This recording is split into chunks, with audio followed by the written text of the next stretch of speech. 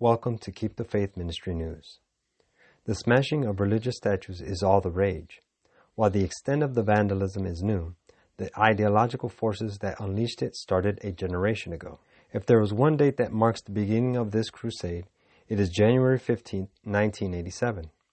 That was the day when Reverend Jesse Jackson marched with hundreds of protesters on the campus of Stanford University screaming, "Hey, hey, ho, ho, Western Civ has got to go." They were protesting a humanities program known as Western culture. The demonstrators insisted it must be shelved, claiming it lacked diversity. The multicultural assault on Western civilization has only gotten worse.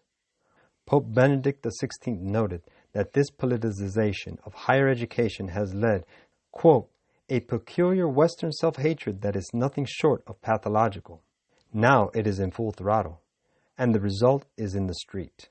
It is impossible to attack Western civilization without attacking its Judeo-Christian heritage. The left knows this, and it is this hatred that is animating this activism. The mob has been very busy as of late. Shaun King wants all statues of Jesus and Mary taken down. Though this black activist does not teach at Harvard Law School, he has been granted office space there to promote his agenda. Jesus and his European mother, as he likes to say, represent a gross form of white supremacy. Ironically, King's birth certificate identifies his father as white, a fact that has not gone down well with his open-minded friends at Black Lives Matter. Protesters in St. Louis don't like the city's namesake and want it removed. Imagine if they lived in Corpus Christi. Swastikas and anti-Catholic scribbling was found on the graves of multiple Dominican friars. Their headstones are located on the campus of Providence College. Statues of Saint Junipero Serra, who championed Indian rights, have been toppled in both Los Angeles and San Francisco. The mob is also going after non-Catholics. Salinas, California, is mandating that an evangelical church sell its property, arguing that it doesn't fit with the town's new look. A memorial fountain in Santa Rosa dedicated to survivors of the Holocaust was partially destroyed a few weeks ago. A statue of Brigham Young was vandalized on the university campus that is named after the leader of the Church of Jesus Christ of Latter-day Saints.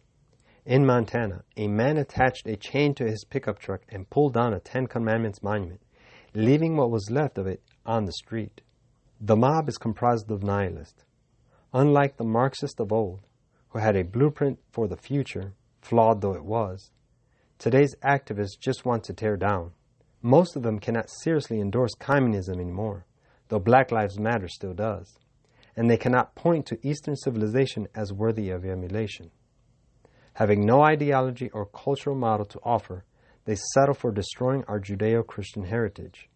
None of this is inevitable.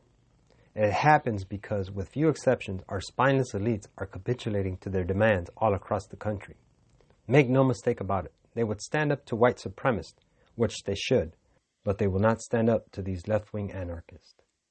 Many of these decision-makers are simply cowards, but not all of them. Some are literally cheering the nihilist on. In a free society, if people don't police themselves, the police will do it for them. And if the police are enfeebled, the result is mob rule.